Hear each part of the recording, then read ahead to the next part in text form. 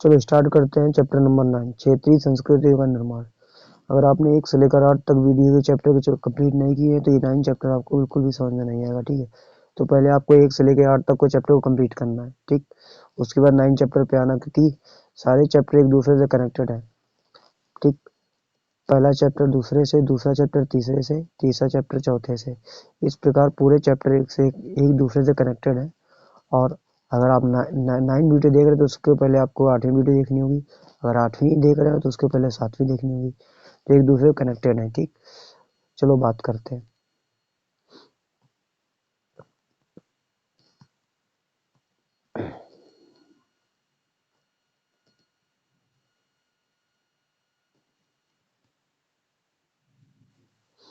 करण लोगों का वर्णन करने का एक सबसे समान तरीका है कि उनकी बोलचाल की भाषा से उन्हें परिभाषित करना। उनकी बोलचाल की भाषा से उन्हें परिभाषित करना।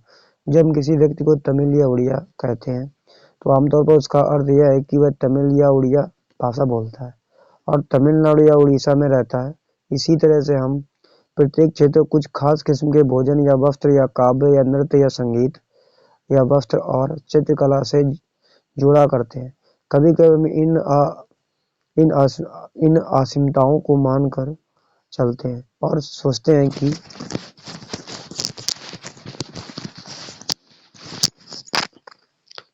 हैं कि ये युग युगांतर के अस्तित्व में है, किंतु भिन्न भिन्न क्षेत्रों के बीच उप विभाजक सीमाओं के बनाने के समय ही भूमिका रही है, ठीक। आगे बात करते हैं।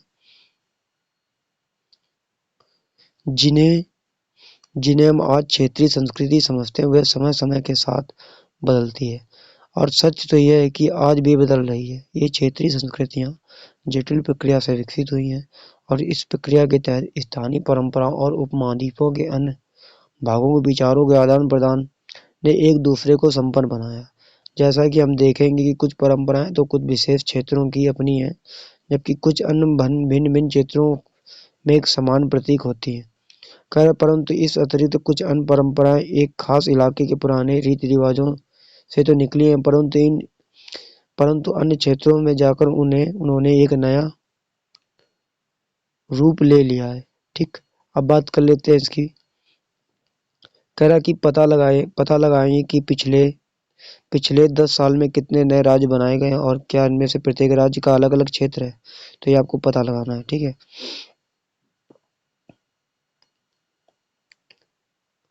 कह रहा चेर और मलयालम भाषा का विकास। कह रहा आइए भाषा और क्षेत्र के बीच में अंतर संबंध के एक उदाहरण से अपना विश्लेषण प्रारंभ करें।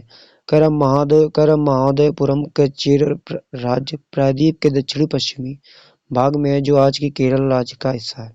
कह रहा 9वीं शताब्दी में स्थापित किया गया। संभवतः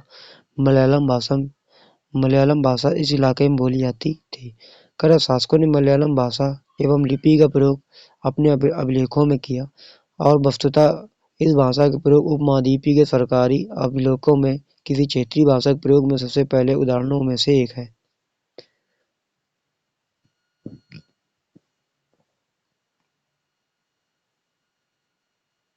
देखो, कह रहा कि मलयालम में रचित आरंभिक केरल का एक अभिलेख है। ये मलयालम भाषा में रचित है, जो आरंभिक केरल का एक अभिलेख है। चलो इसके बारे में बात करते हैं। कह रहा है साथ साथ के चेर लोगों ने संस्कृत की परंपराओं से भी बहुत कुछ ग्रहण किया है। केरल का मंदिर रंगमंच, जिसकी परंपरा इस युग तक खोजी जा सकती है, कह रहा संस्कृत के महाकाव्यों पर आधारित था कि मलयालम भाषा की पहली साहित्य कृतियां जो लगभग 12वीं शताब्दी की बताई जाती हैं, प्रत्येक रूप से संस्कृत की ऋणी है। यह भी काफी रोचक तथ्य है। और 14वीं शताब्दी का एक ग्रंथ लीला तिलकम जो व्याकरण तथा काव्य शास्त्र विषयक है। कड़ी और करम मणि प्रवालम जो शैली में लिखा गया था। मणि प्रवालम का एक शाब्दिक अर्थ है हीरा और मूंगा, जो यहाँ दो भाषाओं के संस्कृत और क्षेत्रीय भाषा के साथ प्रयोग की ओर संकेत करता है, ठीक। कर अब पता लगाइए कि आपके घर में आप जो भाषाएं बोलते हैं उसका उन लेखन में क्या सर्वप्रथम प्रयोग हुआ है कि नहीं, ठीक। आगे कह रहा शासक और धार्मिक और जगन्नाथी संप्रदाय। शासक और धार्मिक परंपरा और जगन्नाथी संप्रदाय। कह रहा अन्य क्षेत्रों में क्षेत्रीय संस्कृति क्षेत्रीय धार्मिक परंपराओं से विकसित हुई थी। इस प्रक्रिया का सर्वोत्तम उदाहरण पूरी उड़ीसा में जगन्नाथ का एक संप्रदाय जगन्नाथ का शाब्दिक अर्थ दुनिया का मालिक जो विष्णु का पर्यायवाची है। और आज तक जगन्नाथ का काष्ठ प्रतिमा स्थानीय जनजाति लोगों द्वारा बनाई जाती थी, जिससे तात्पर्य निकलता है कि वह जगन्नाथ मूलतः एक स्थानीय देवता थे जिन्हें चलकर विष्णु का रूप मान लिया गया। कह चित्र 2 में बालभद्र सुभद्रा और जगन्नाथ की लघु मूर्तियां तालपत्र की पांडुलिपि उड़ीसा में दिखाई गई हैं। ये दिखाई गई ठीक भगवानों तीनों भगवान की मूर्तियां। कह रहा 12वीं शताब्दी में गंग वंश के एक अत्यंत प्रतापी राजा अनंत वर्मन ने पुरी में पुरुषोत्तम जगन्नाथ के लिए एक मंदिर बनवाने का निश्चय किया। उसके बाद 12 में राजा अनंग भीम तृतीय ने अपना राज पुरुषोत्तम जगन्नाथ को अर्पित कर दिया और स्वयं को जगन्नाथ का प्रतिनियुक्त घोषित किया गया। ठीक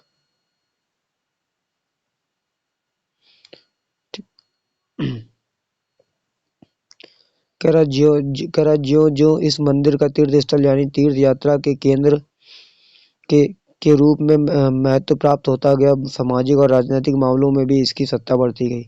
जिन्होंने भी उड़ीसा को जीता, जैसा मुगल, मराठों और अंग्रेजी ईस्ट इंडिया कंपनी, वह सबने इस मंदिर पर अपना नियंत्रण स्थापित करने का प्रयत्न किया। वे सब महसूस करते थे कि मंदिर पर नियंत्रण प्राप्त करने से स्थानीय जनता में उनका शासन स्वीकार हो जाएगा। कह रहा राजपूत और शूरवीरता की परंपराएं। कह रहा 19वीं शताब्दी में ब्रिटिश लोग उस क्षेत्र को जहां आज का अधिकांश राजस्थान स्थित है राजपूतना कहते थे। इससे यह समझा जा सकता है कि वह ऐसा प्रदेश था जहां केवल प्रमुख रूप से राजपूत ही रहा करते थे, लेकिन यह बात आंशिक रूप से ही सत्य है। ऐसे अनेक समूह थे और आज भी हैं जो उत्तरी और मध्यवर्ती भारत के अनेक क्षेत्रों में अपने आपको राजपूत कहते हैं। यह भी सच है कि राजस्थान में राजपूत के अलावा अन्य लोग भी रहते थे, तथापि अक्सर यह माना जाता है कि राजपूत ने राजस्थान को एक विशिष्ट संस्कृति प्रदान की है। यह सांस्कृतिक परंपरा वहां के शासकों के आदर्शों के अभिलाषाओं के साथ घनिष्ठता से जुड़ी हुई थी। कि ठीक कह लगभग 8वीं शताब्दी से आज के राजस्थान के अधिकांश भाग पर विभिन्न परिवारों के राजपूत राजाओं का शासन रहा है। ठीक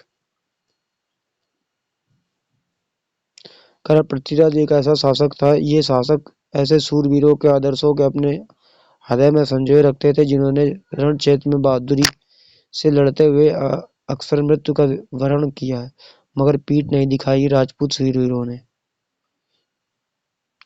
बीकानेर के राजकुमार राज सिंह। ये बीकानेर के राजकुमार राज सिंह की एक प्रतिमा बनी है, मतलब चित्र बना है, फोटो इसकी।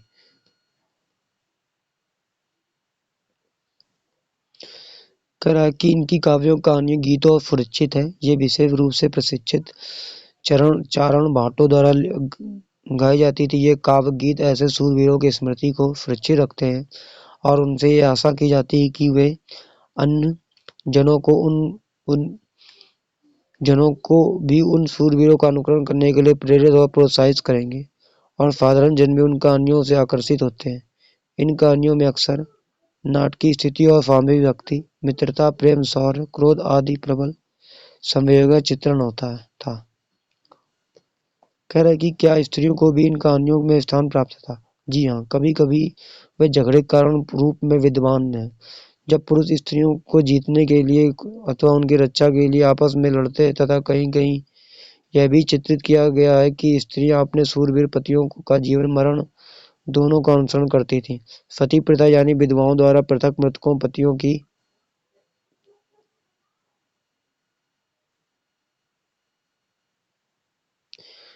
चिता पर जिंदा जल जाने की प्रथा का भी कुछ कहानियों में उल्लेख पाया जाता है।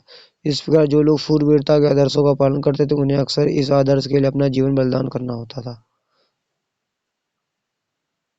ठीक, आगे देखते हैं, इसके बारे में पढ़ लेते हैं मैप। कह रहा कि वह क्षेत्र जिसकी इस अध्याय में चर्चा की गई है, जिनकी इस अध्याय में चर्चा की गई, तो इसमें सबकी चर्चा की गई। देख सकते हो पूरा ही भारत का मैप है। आंध्र प्रदेश, कर्नाटक, गोवा, महाराष्ट्र, छत्तीसगढ़, उड़ीसा, भुवनेश्वर, झारखंड, पश्चिम बंगाल, ढाका, त्रिपुरा, मेघालय, मणिपुर, मिजोरम, मध्य प्रदेश, गुजरात, चित्तौड़गढ़, उत्तर प्रदेश, लखनऊ, उत्तराखंड, शिमला, दिल्ली, बीकानेर, राजस्थान, अजमेर, जयपुर। ठीक।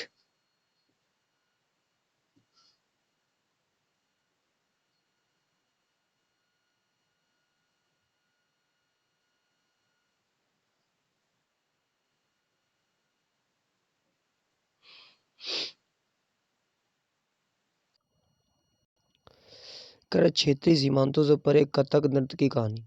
कर यदि शूरवीरता की परंपरा भिन्न भिन्न क्षेत्रों में भिन्न भिन्न रूपों में मिल सकती है, तो नृत्य के विषय में भी ये भी सच है कि आइए नृत्य के रूप का कथक के इतिहास को देखें। यह नृत्य शैली उत्तर भारत के अनेक भागों में से जुड़ी है। कर कथक शब्द कथा शब्द से निकला है। किससे निकला? कथा शब्द से निकला, जिसका प्रयोग संस्कृत की तथा अन्य भाषाओं की कहानी के लिए किया जाता है। कर कथक मूल रूप से उत्तर भारत के मंदिरों में तथा यानी कहानी सुनाने वालों की एक जाति थी।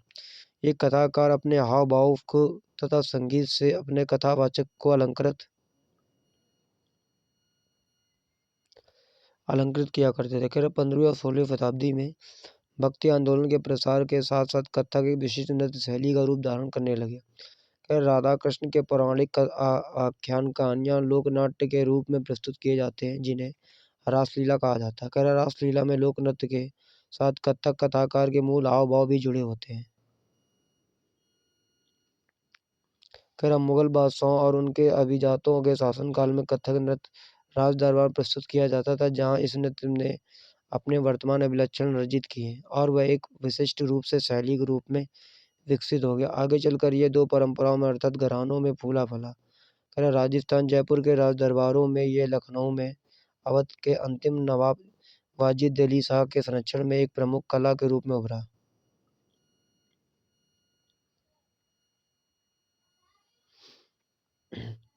खैर 1850 और 1857 के दौरान खैर ये नृत्य शैली के रूप में इन दोनों क्षेत्रों में ही नहीं बल्कि आज के पंजाब, हरियाणा, जम्मू कश्मीर, बिहार, मध्य प्रदेश के निकटवर्ती इलाकों में भी पक्के तौर पर संस्थापित हो गया। खैर इसकी परिस्थिति क्लिष्टता,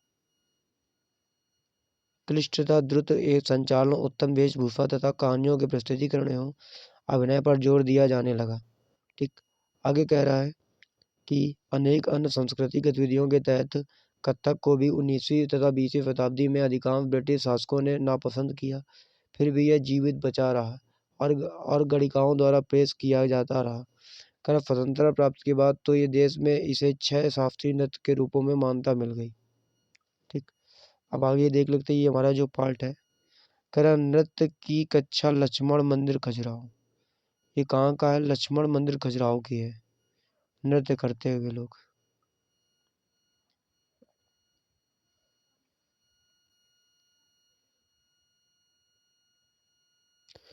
देखो शास्त्रीय नृत्य के बारे में दिया गया है। ठीक है, उससे पहले ये देख सकते हो कह रहा शास्त्रीय नृत्य, और ये आपकी पूरी दी गई फोटो इसमें शास्त्रीय नृत्य के बारे में। ठीक। ये पूरी, अब इसको हम लोग पूरा विस्तार पूर्वक पढ़ते हैं ना।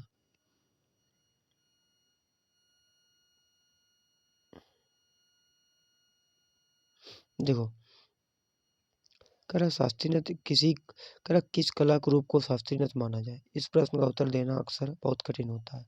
क्या आप इस रूप या शैली का शास्त्रीय कहते हैं जिसका विषय धार्मिक हो, अथवा क्या आप हम शास्त्रीय इसलिए मानते हैं क्योंकि इसके लिए अत्यधिक कौशल की आवश्यकता होती है जो कई वर्षों के लंबे प्रशिक्षण से ही प्राप्त होता है, अथवा शास्त्रीय इसलिए है क्योंकि ये निर्धारित नियमों के अनुसार ही प्रस्तुत किया जाता है और उसमें विभिन्नताओं का प्रोत्साहन नहीं दिया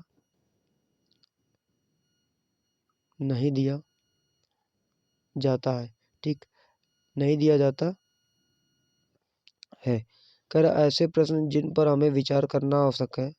यह भी स्मरणीय है कि बहुत से ऐसे नृत्य रूपों में जिन्हें लोक नृत्य की श्रेणी में रखा गया है, ये विशेषताएं पाई जाती जिन्हें शास्त्रीय रूपों का विशिष्ट लक्षण बताया जाता है। यद्यपि शास्त्रीय विशेषण का प्रयोग उन कला के रूपों में विशेषता या सूचक हो सकता है, फिर भी यह हमेशा शब्दश ही सही नहीं होता। फिर आगे कह रहा है कि कुछ यहाँ पर शास्त्रीय नृत्य दिए गए उनके बारे में बात करेंगे। कह रहा अन्य नृत्य जिन्हें हम इस समय शास्त्रीय माना जाता है निम्न जैसे भरतनाट्यम तमिलनाडु, कथकली केरल का, उड़ीसा का, कुचिपुड़ी आंध्र प्रदेश का, मणिपुर मणिपुरी। ठीक है।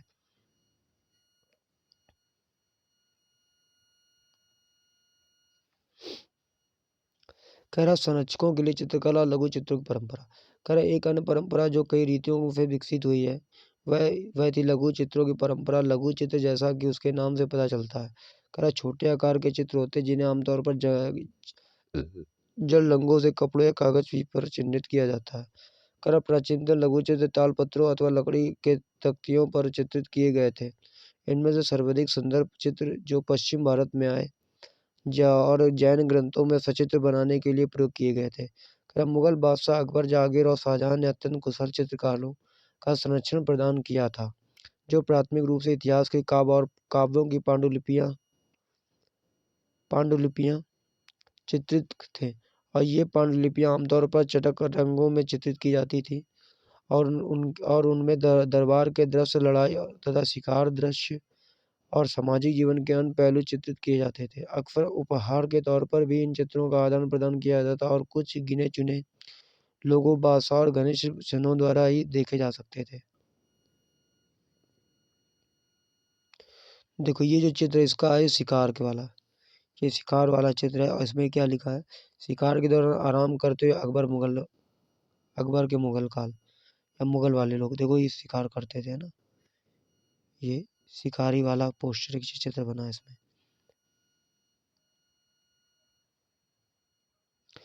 मुगल साम्राज्य के पतन के साथ अनेक चित्रकार मुगल दरबार छोड़कर नए उभरने वाले क्षेत्रीय राजाओं के दरबार में चले गए और परिणाम स्वरूप मुगलों की कलात्मक रुचियों ने दक्षिण के क्षेत्रीय दरबारों और राजस्थान के राजपूती राज दरबारों को प्रभावित किया।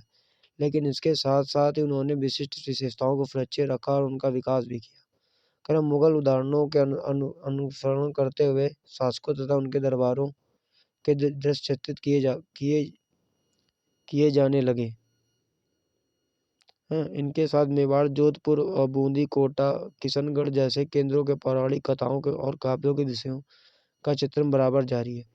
ऐसा ही एक अन्य क्षेत्र था आधुनिक हिमालय प्रदेश के इर्द गिर्द हिमालय की तलहटी का। ठीक। कह रहा ये देखो कौन सा, कह रहा होली खेलते हुए महाराणा राम सिंह द्वितीय राजपूत लघु चित्र। अब ये होली खेलने का दृश्य दिखाया जा रहा है, यहाँ पर होली खेल रहे लोग है ना, लेकिन हमें उससे मतलब नहीं, हम लोग यहाँ पढ़ते हैं। कह रहा है कि इलाका 17वीं शताब्दी के बाद वाले वर्षों में 17वीं शताब्दी के बाद वाले वर्षों में इस क्षेत्र में लघु चित्रकला के एक साहसपूर्ण और भावपूर्ण शैली का विकास हो गया, जिसे बसोहली शैली कहा जाता था। यहाँ जो सबसे लोकप्रिय पुस्तक चित्रित की गई वह थी भानुदत्त की रसमंजरी। 1739 में नादिर शाह के आक्रमण और दिल्ली विजय के परिणाम स्वरूप मुगल कलाकार मैदानी इलाकों की अनिश्चितताओं को बचने के लिए पहाड़ी क्षेत्रों की ओर पलायन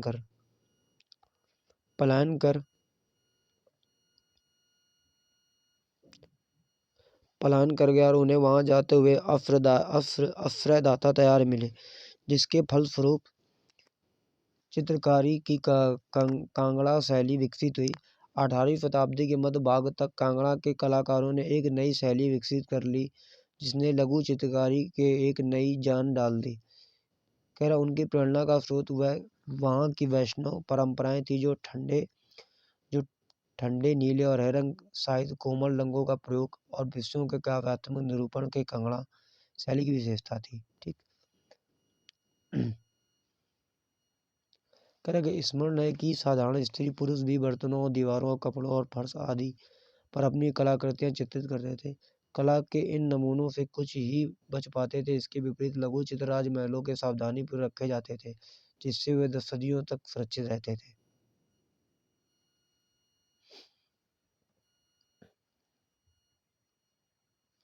करा बंगाल नजदीक से एक नज़र। करा एक क्षेत्रीय भाषा का विकास। करा जैसा कि हमने प्रारंभ में देखा है कि हम अक्सर क्षेत्रों के नाम वहाँ के निवासियों द्वारा बोली जाने वाली भाषा के अनुसार निर्धारित करते हैं। इसलिए हम ये मान लेते हैं कि बंगाल में लोग हमेशा बंगाली और बांग्ला ही बोलते थे, किंतु यह एक दिलचस्प बात है कि आज बंगाली संस्कृत से निकली भाषा मानी जाती है। प्रारंभिक ईसा पूर्व प्रथम सहस्त्राब्दी के मध्य भाग के संस्कृत ग्रंथों के अध्ययन से पता चलता है कि बंगाल के लोग संस्कृत की उपजी हुई भाषाएं नहीं बोलते थे। फिर नई भाषा का उद्भव कैसे हुआ? ईसा पूर्व 4वीं शताब्दी से बंगाल के मगध दक्षिण बिहार के बीच वाणिज्यिक संबंध स्थापित होने लगे, जिसके कारण संभवतः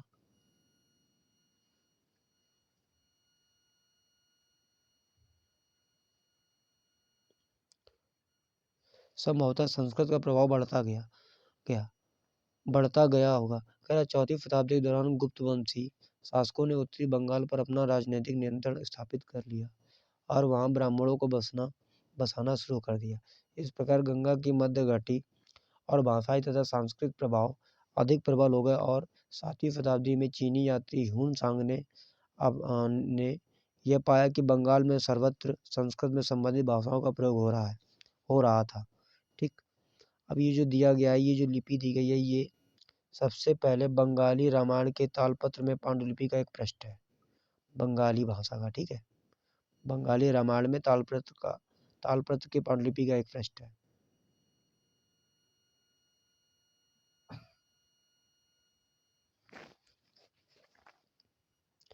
आगे 8वीं शताब्दी से पाल फास्को के अंतर्गत एक क्षेत्रीय राज्य का उद्भव हो गया और 14वीं से 16वीं शताब्दी के बीच बंगाल पर सुल्तानों का शासन रहा, जो दिल्ली में से शासकों में स्वतंत्र थे। और 1586 में जब अकबर ने इस प्रदेश पर बंगाल को जीत लिया तो उसे सूबा माने जाने लगा। ठीक, उस समय प्रशासन की भाषा तो फारसी थी, लेकिन बंगाली क्षेत्रीय भाषा के रूप में विकसित हो रही थी। याद रखना सूबा शब्द। ठीक है, कह रहा है वस्तुतः 15वीं शताब्दी तक आते आते उपभाषाओं तथा बोलियों के बंगाली समूह एक समान साहित्यिक भाषा के द्वारा एकबद्ध हो गया और यह साहित्यिक भाषा उस क्षेत्र के पश्चिम भाग को बोलचाल की भाषा थी, जिसे अब अरब पश्चिम बंगाल कहा जाता है। यद्यपि बंगाली का उद्भव संस्कृत से ही हुआ है, पर यह अपने काम विकास की अनेक अवस्थाओं से गुजरी है। इसके अलावा गैर संस्कृत शब्दों का एक विशाल शब्द भंडार जो जनजातीय भाषाएं फारसी और यूरोपीय भाषाओं से सहित अनेक स्रोतों से इसे प्राप्त हुआ है, वह आधुनिक बंगाली का एक हिस्सा बन गया है। ठीक, कह रहा है कि बंगाली के प्रारंभिक साहित्य को 2 श्रेणियों में बांटा जा सकता है। एक श्रेणी संस्कृत की श्रेणी और दूसरी श्रेणी है उससे स्वतंत्र। पहली श्रेणी में संस्कृत महाकाव्यों का अनुवाद मंगल काव्य शाब्दिक अर्थों में शुभ यानी मांगलिक काव्य जो स्थानीय देवी देवताओं में संबंधित है, और भक्ति साहित्य जो गौड़ी वैष्णव आंदोलन के नेता से श्री चैतन्य देव जी की जीवनियों आदि से शामिल है। कह रहा है कि दूसरी श्रेणी में नाथ साहित्य शामिल है, जैसे मैनामती, गोपी चंद्र के गीत, धर्म ठाकुर की पूजा से संबंधित कहानियां, परी कथाएं, लोक कथाएं और गाथा गीत हैं। ठीक, कह रहा मैनामती और गोपी चंद्र और धर्म ठाकुर। कह रहा नाथ लोग सन्यासी होते थे जो तरह तरह की यौगिक क्रियाएं करते थे। यह गीत विशेष अक्सर अभिनीत किया जाता था। यह बताता है कि रानी मैनावती अपने पुत्र गोपी चंद्र को अनेक बाधाओं के समस्त संन्यास का एक मार्ग अपनाने के किस प्रकार प्रोत्साहित किया था। करा कि धर्म ठाकुर एक क्षेत्रीय लोकप्रिय देव है जिनकी पूजा अक्सर एक पत्थर या काठ की मूर्ति के रूप में की जाती है। पहली श्रेणी के ग्रंथों का काल निर्णय करना अपेक्षाकृत सरल है, क्योंकि ऐसी अनेक पांडुलिपियां पाई गई हैं जिनमें यह इंगित किया जाता है कि इनकी रचना 15वीं शताब्दी के उद्धारार्थ और 18वीं शताब्दी के मध्य भाग के बीच की गई थी। दूसरी श्रेणी की कृतियां मौखिक रूप से ही कई सुनी जाती थी, इसलिए इनका काल निर्णय सही नहीं किया जा सकता था। वे खास तौर पर पूर्वी बंगाल के लोकप्रिय थी, जहाँ ब्राह्मणों का प्रभाव अपेक्षाकृत कम था। ठीक,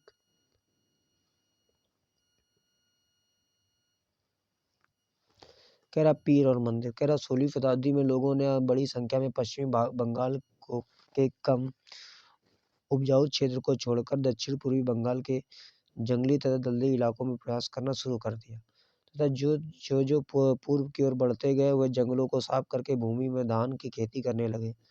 शनय शनय स्थानीय मछुआ और स्थानीय खेती करने वाले लोग जो अक्सर जनजाति थे वो किसानों के नए समुदाय में मिल गए। ठीक, पीर का मतलब क्या था? पीर फारसी भाषा का शब्द है जिसका अर्थ है अत्याध्यात्मिक मार्गदर्शक। क्या होता है अत्याध्यात्मिक मार्गदर्शक?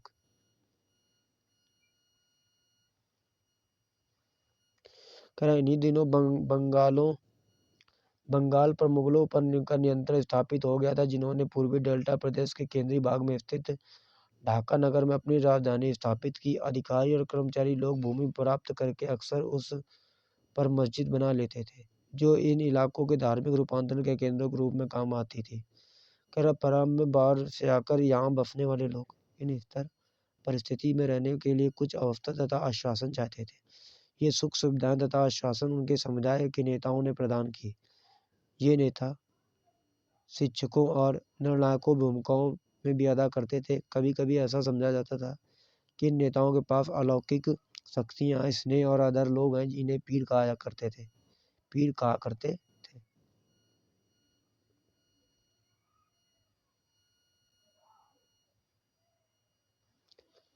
कर इस पीर श्रेणी में संत, सूफी और अन्य धार्मिक महानुभाव, फांसी उपनिवेशी, देवत्व प्राप्त सैनिक, योद्धा और विभिन्न हिंदू और बौद्ध देवी देवता और यहाँ तक कि जीवात्माएं भी शामिल हैं।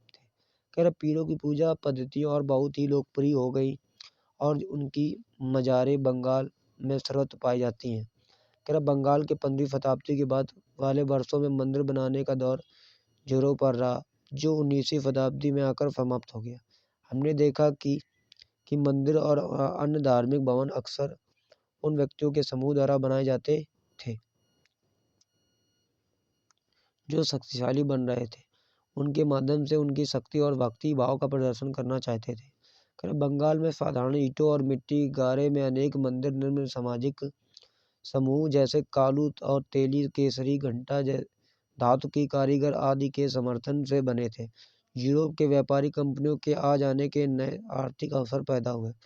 इन सामाजिक समूह से संबंधित अनेक परिवारों ने ने इन अवसरों का लाभ उठाया। जैसे जैसे लोगों को सामाजिक तथा आर्थिक स्थिति सुधरती गई, उन्होंने स्मारकों का निर्माण के माध्यम से अपनी परिस्थितियां और प्रतिष्ठा की घोषणा भी कर दी। जब स्थानीय देवी देवता जो पहले गांवों और छान छप्पर वाली झोपड़ियों में पूजे जाते थे वो पूजे जाते थे उन्हें ब्राह्मणों की मान्यता प्रदान कर दी गई, तो उनकी प्रतिमाएं मंदिरों में स्थापित की जाने लगी। अब ठीक, पहले यहाँ पर ही देखो पूजा करते थे ना भगवानों को। ये किसका मंदिर है? चौचाला मंदिर है। ठीक, और इसके बारे में बात कर लेते हैं क्या होता है।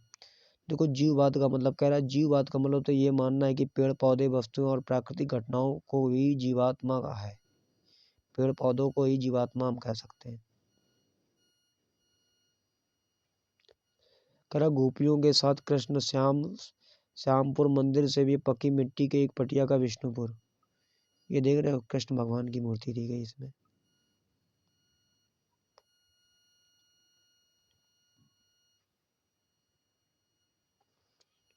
कर इन मंदिरों को शक्ल या आकृति बंगाल की छप्परदार झोपड़ियां की तरह दो चाला और दो छतों वाली चौचाला 4 छतों वाली होती थी।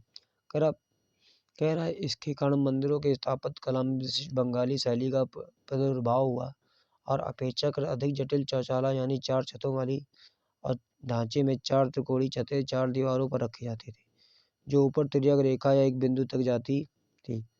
करम मंदिर आमतौर पर एक वर्गाकार चबूतरे पर बनाए जाते थे। इनके भीतरी भाग में कई सजावट नहीं होती थी, लेकिन उनके मंदिर की बाहरी दीवारें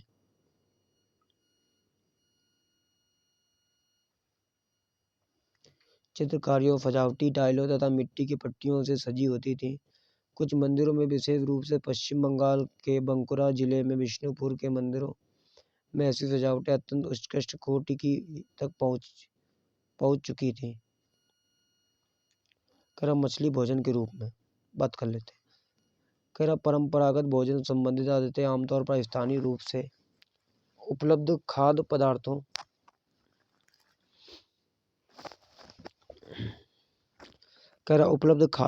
पर निर्भर करती थी। बंगाल के एक नदी मैदान है जहाँ मछली और धान की उपज बहुतायत से होती है, इसलिए यहाँ यह स्वाभाविक है कि इन दिनों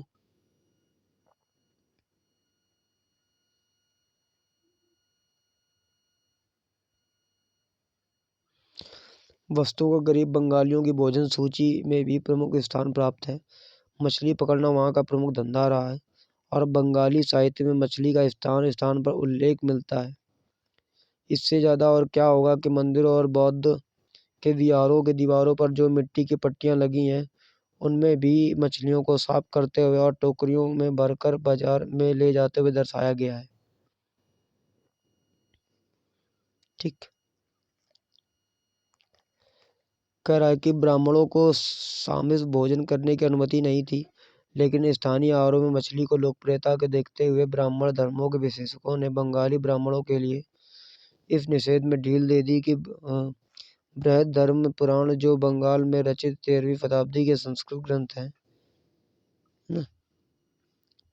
ने स्थानीय ब्राह्मणों को कुछ खास किस्मों की मछली खाने की अनुमति दे दी। ठीक। अब ये देख सकते हो ये किस तरीके से है, मछली को काट रहे हैं ना, ये मछली काटते हुए कोई औरत है।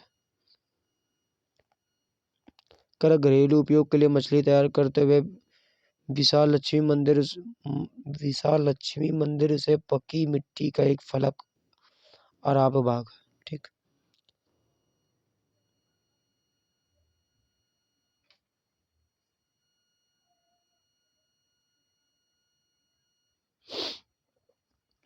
क्या यूरोप में राष्ट्र राज्यों का उदय। कर 18वीं शताब्दी के अंत तक यूरोप के लोग स्वयं को एक साम्राज्य जैसे ऑस्ट्रिया हंगरी साम्राज्य की प्रजा किसी चर्च जैसे यूनानी रूढ़वादी चर्च के सदस्य मानते थे। परंतु 18वीं शताब्दी के अंतिम दशकों में लोग स्वयं को ऐसा समुदाय के सदस्य के रूप में वे पहचानने लगे कि एक भाषा जैसे कि फ्रेंच या जर्मन बोलते थे। प्रारंभिक 19वीं शताब्दी में रोमानिया में विद्यालय पाठ्य पुस्तकें ग्रीक के स्थान पर रोमानियम में लिखी जाने लगी और हंगरी में लैटिन के स्थान पर हंगेरियन की राजभाषा के रूप में अपनाया गया। यह इसी प्रकार के अन्य प्रक्रियाओं ने लोगों को यह बोध कराया कि प्रत्येक भाषाई समुदाय एक अलग राष्ट्र था। और 19वीं शताब्दी के अंतिम दशकों में इटली और जर्मनी का एकीकरण के लिए आंदोलकों ने इस भावना का अधिक बल दिया।